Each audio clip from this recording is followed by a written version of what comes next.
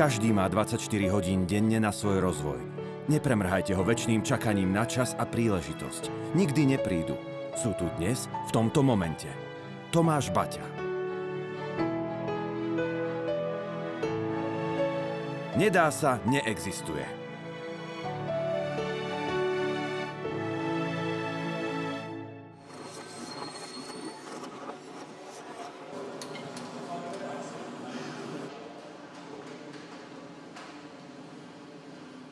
Podnikanie je povolanie, je to určité povolanie, ktoré je aj komplikované, ale je aj vznešené. Tento pán Baťa, ktorý je pre mňa takou inšpiráciou toho, že dokázal naozaj podnikať vznešenie, dokázal podnikať v súlade s hodnotami a dokázal tomu podnikaniu robiť česť.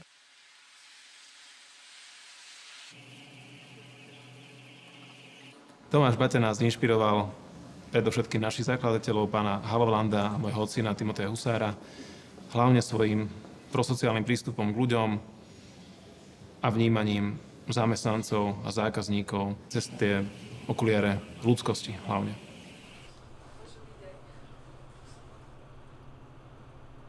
Tomáš Baťa je o človeku, o prístupe k človeku, o nejakých zásadách, ktoré keď dodržiava človek, tak bez ohľadu na to, či je podnikateľ, zamestnanec firmy alebo živnostník, tak dokáže žiť šťastný život.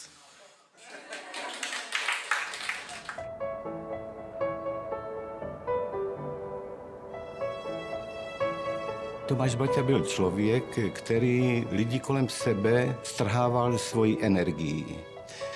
Když přišel do své prodejny, třeba v Praze, byl schopen sundat sako a okamžitě prodávat boty. Když se v továrně něco nedařilo ve strojírně, byl schopen sundat sako a začít opravovat stroj. Druhá vlastnost, která z něho sršela, byla komunikativnost, schopnost se dorozumět.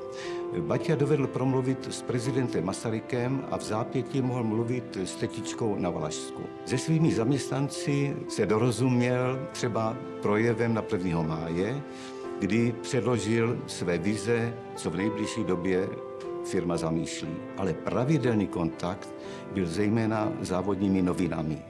Myslím si, že spousta lidí, která ho zažila, vzpomíná na to, že byl srdnatý a že se nenechal odradit jakýmikoliv překážkami a vždycky hledal řešení. Odvaha vlastně provázela celý jeho život. Úspech sa začína odvahou.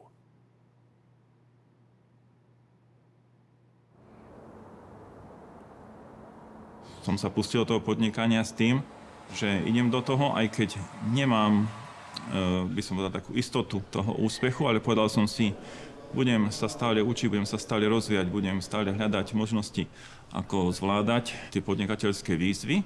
A táto cesta je podobná tej ceste toho Tomáša Baťu, že jednoducho nemohol som si nikdy povedať, že niečo sa nedá, alebo neviem to urobiť, alebo vzdám sa, alebo hodím niekde flintu do žita, alebo zahodím to podnikanie. Ja mám v živote to šťastie, že vlastne nadväzujem na to, čo som študoval. Študoval som strojnícku a elektrotechnickú fakultu. A to, čo robím, v tom je veľa strojáriny a veľa elektrotechniky. Zaoberáme sa výrobnými technológiami, softvérom, automatizáciou. V začiatkoch podnikania my sme si nezobrali na hlavu strašne veľa, aby sme to dokázali zvládnuť. Podnikali sme tak, že naozaj veľmi premyslene, veľmi zodpovedne a veľmi rozumne. Od začiatku sme sa snažili takisto podnikať poctivo, vlastne dokázať plniť aj určité tie legislatívne požiadavky, pracovať čestne. A tým sa nám vyhlo kopu problémov, aj finančných alebo rôznych technických. Práve to je dôležité pre rast firmy, aby tie prekážky podnikateľ dokázal zdolávať. A vlastne to je aj predpoklad pre rast tej firmy.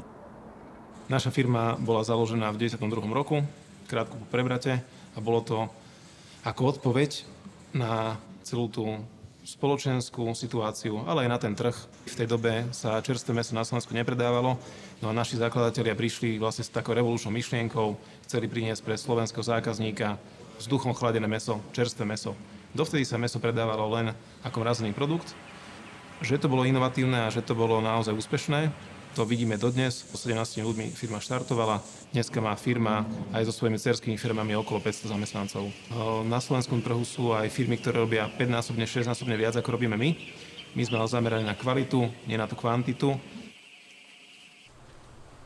Videl som produkt maľovaných map, kde boli nejaké reklamy okolo, alebo aj klasické mapy boli firmy, ktoré to vydávali. Ja som si povedal, že niečo takéto by som vedel robiť oveľa lepšie a s mojimi obchodnými skúsenosťami, mal som za sebou 5 rokov veľmi tvrdej školy v tom priamom predaji, tak som mal návrh oproti komukoľvek, kto chcel zaujať zákazníka. Tú historicky prvú objednávku tu mám vystavenú, bolo to 7.7.2003 a od toho dátumu ja vlastne začínam rátať svoju vydavateľskú činnosť. Na začiatku som bol sám, potom som prijal 2 obchodníkov, jedným z nich bola moja mama. Postupne sme robili nejaké tie regióny a do 3 rokov to tak narastlo, že už som aj samostatné priestory si prenajal, založil si firmu, SROčku, zamestnal prvých 2 grafikov, nejakých administratívnych pracovníkov, prijímal som ďalších obchodníkov, až to potom rástlo, by som povedal. A čo je najdôležitejšie, a to má veľmi spoločné aj s tým Tomášom Baťom, je nastavenie si vlastnej etiky na nejakú úroveň, pretože od úrovne etiky majiteľa sa odvíja aj úroveň etiky tých zamestnancov. V disciplíne je sloboda. Tomáš Baťa.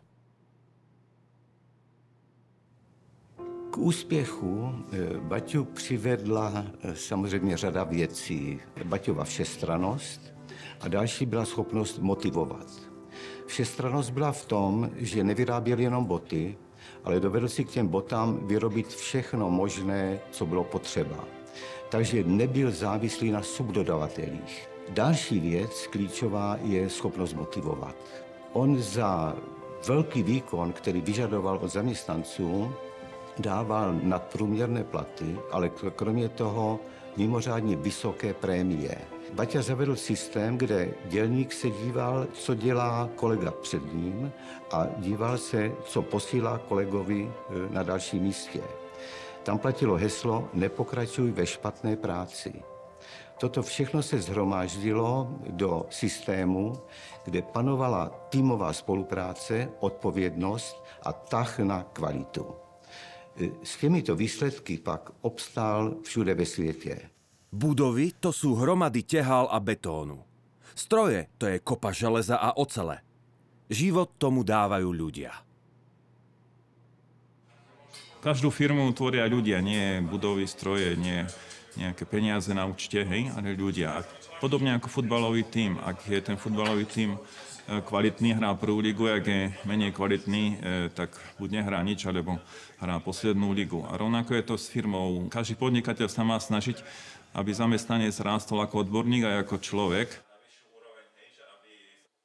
Zaujímavý projekt máme u nás v obci. Budujeme tzv. MTS Park, akoby také zariadenie, ktoré je viacúčelové na ubytovanie pre zamestnancov, jednak na ubytovanie pre hostí, jednak na rôzne také podujatia ako oslavy firemné, ale hlavne na vzdelávanie, kde chceme organizovať kurzy pre zamestnancov a ich rodiny. A takisto robíme tu napríklad vo firme letný tábor pre deti zamestnancov zameraný napríklad na výučbu jazykov a podobne.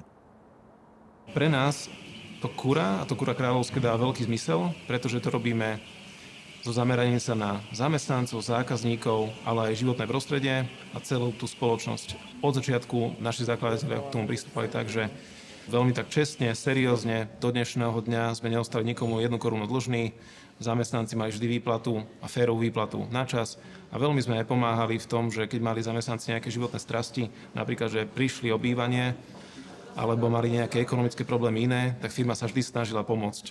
Toho dôkazom je aj to, že dneska máme postavených 25 rodinných domov, kde sme dali ako keby zamestnancom šancu usadiť sa, založiť si rodinu a fungovať pekne, slušne na úrovni. Takisto dnes pokračujem v tom, že keď sú nejaké zisky, tak nemáme žiadne jachty, nemáme žiadne drahé luxusné autá, ale viac menej ten zisk sa snažíme vrátiť tam, skade prišiel, takže do spoločnosti a pre ľudí. Ľudia sú skutočnou hodnotou firmy. Keď si odmyslíte ľudí, zostanú vám tieto stoly, nejaké tie počítače, tlačiarne, lietadla v hangári, auta a podobne, čo je nejaký ten hmotný majetok firmy, ale bez tých ľudí to neznamená absolútne nič. Pri odmeňovaní zamestnancov som sa tiež inšpiroval aj Tomášom Baťom, pretože aj on mal nastavený systém odmeňovania od vykonanej práce a podobne aj u nás sú nastavené výkonové odmeny, je to úkolová mzda. A to nie len pri obchodníkoch, ktorí sú platení od provízie, ale aj pri radových zamestnancoch, ktorí majú stanovené svoje tzv. Produkty práce. To znamená konečne jasne pomenovateľná vec, ktorá má hodnotu a od ktorého výsledku je ten človek platený. Nemôžeš od druhých ľudí očakávať viac než od seba. Baťa se staral o to, aby si pracovník, který byl celý den v pracovním kolektivu, doma se svou rodinou, v rodinném domku odpočinul a byl tam svým pánem, přímo králem. Velké množství obydlí, které sloužilo Baťovým zaměstnancům, do dneška udivuje. Další Baťovo heslo například bylo po dobré práci dobrá zábava. Můžeme si všimnout, že Baťa, ať měl továrnu ve Zlíně nebo kdekoliv jinde, tak tam byly závodní kapely. Všude vládla hudba. Všude byly sportovní stadiony. Všude byla kina.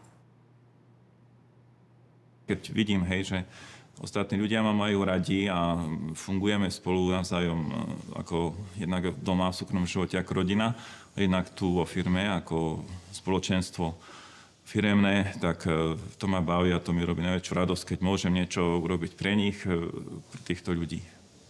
Pre mňa takou hlavnou inšpiráciou, čo týka podnikania a celého tohto firemného života, je myšlienka, že dostal som od Pána Boha nadelené niečo a chcem využiť všetky svoje talenty, všetok svoj potenciál na to, aby som bol prínos pre tento svet.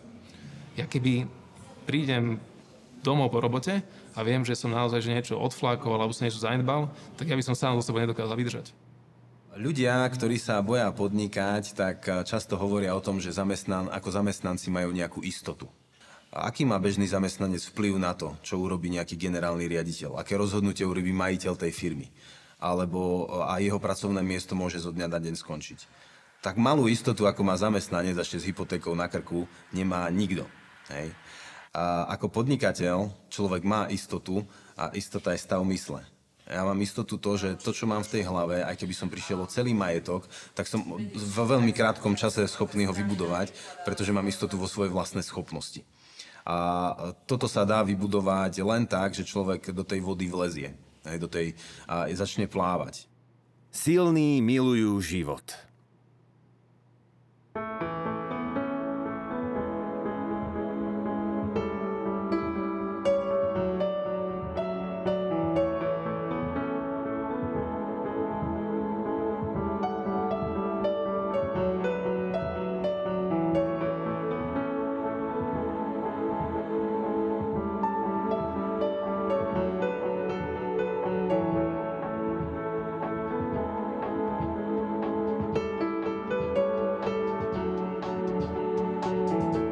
Daždivé ráno človek neovplyvní, ale s akou náladou doň vstúpi, áno.